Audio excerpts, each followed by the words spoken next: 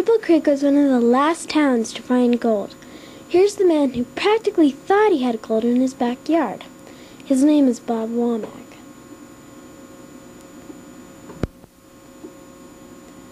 This is the Womack property. Womack started spreading rumors that there was gold on his property. After a while, people started believing him. He let people search for the gold on his property. Then he sold his property for $300. Later, $5 million in gold was taken out of his property. Here's a man panning for gold. This is one way to find gold.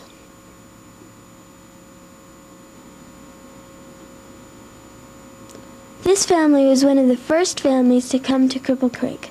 They're standing in front of their home, which looks like a converted boxcar made out of wood. At the time, Cripple Creek was very small.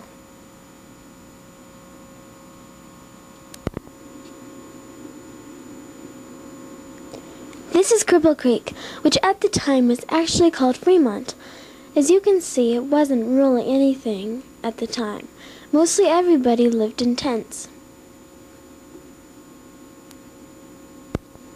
This is early Bennett Avenue. It became the main street for Cripple Creek.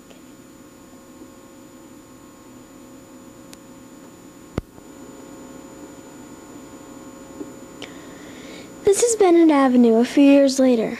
All the buildings were made out of wood, but if you go to Cripple Creek now, you'll see that all the buildings are made out of bricks now. Around that time, Cripple Creek was just starting to become a boom town.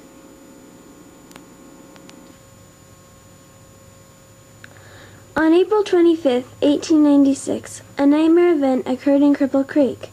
One of the local dance halls caught fire, and by nightfall, over 15 acres of the town burned to the ground.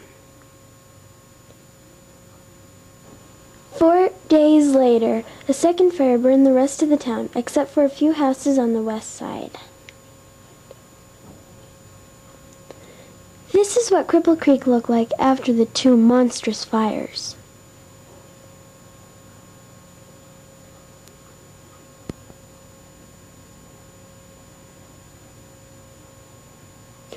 The two fires destroyed property worth more than $2 million, and 6 people died. 5,000 people were left without homes.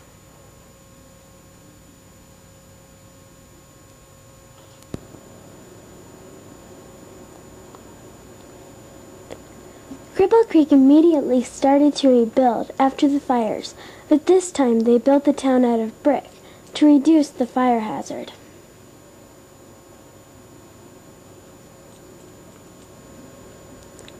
This is the Half Moon Mine. This is one of the 500 mines operating in the year 1900 in Cripple Creek.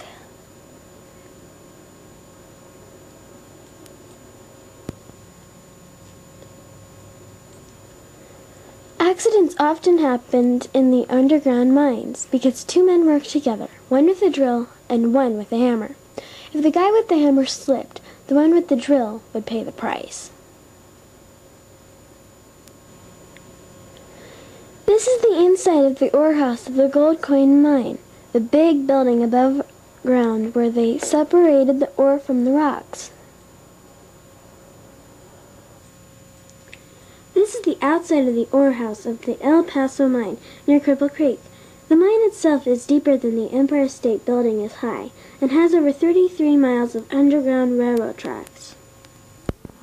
Here's another picture of men working in a mine, drilling by hand. The work was cold, dark, damp, and dangerous. The men earned $3 a day, but they added to their wages by high grading. High grading was stealing. The miners carried gold out in their lunch buckets, pockets, and pants cuffs.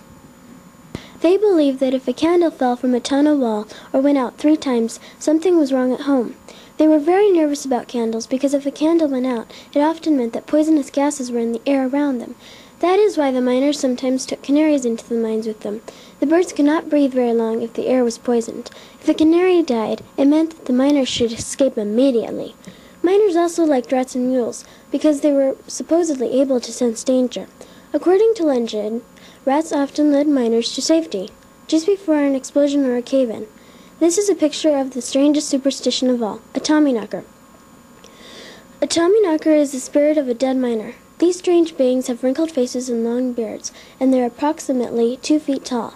Tommyknockers were mischievous tricksters who could be heard tapping inside the mine walls, sometimes leading the way to rich veins of gold.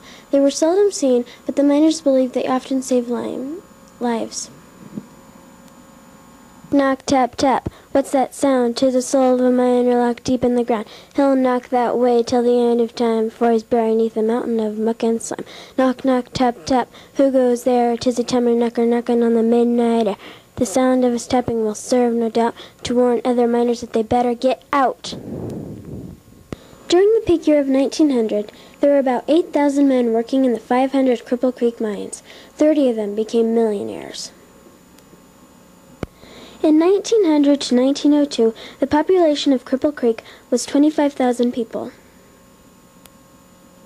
By 1935, the population had gone down to 1,000. The population kept going up and down. Today, about 655 people live in Cripple Creek year-round. In the early days of the Cripple Creek's gold rush, many people lived in tents. As miners settled down, they built shacks in neighborhoods like this one. These houses are what you would call mountainside homes because they are built into the mountainside. They need long stairways leading to their front doors. Miners who struck it rich often ended up building fancy homes like this one. This is what the inside of a fancy house looked like. People who could afford to live in fancy houses could also afford to shop at this fancy grocery store. As you can see, it doesn't look anything like King Soopers. This is one of the local hardware stores. You'll notice that this True Value store doesn't sell any power tools. At the turn of the century, Cripple Creek had 49 grocery stores, 5 stables, 2 dance schools, 4 department stores, 4 bookshops, and 73 saloons. The 3 major businesses in Cripple Creek were gambling halls, saloons, and dance halls. Here is a typical bar in 1894.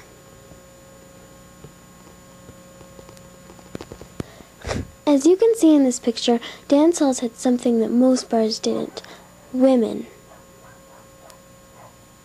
Whether driving to the local bar or hardware store, in the earliest days you always had to go in a stagecoach because there were no other vehicles around. Here's the vehicle that came after the stagecoach, the streetcar. The streetcars ran on tracks just like the trains do, except their tracks were on the straight. Miners even took the streetcar to work. Trains carried supplies into the city and gold out of the city, but they also carried people. Even President Teddy Roosevelt traveled to Cripple Creek by train. Today, however, the trains only carry tourists for short trips.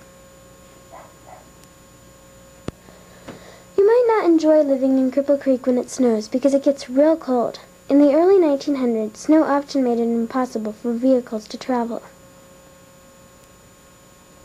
As you can see, snow sometimes even covered up the storefronts. Over the past 90 years, Cripple Creek has dwindled from a big, busy city to a small, slow town. Many huge mines like this one have turned into open fields with only a few tumble-down shacks. Streets which were once filled with horse-drawn wagons are filled with automobiles and tourists now. Only the brick buildings remain the same. Now, instead of mining for gold, tourists will soon be able to gamble for gold. Cripple Creek could become a boomtown all over again.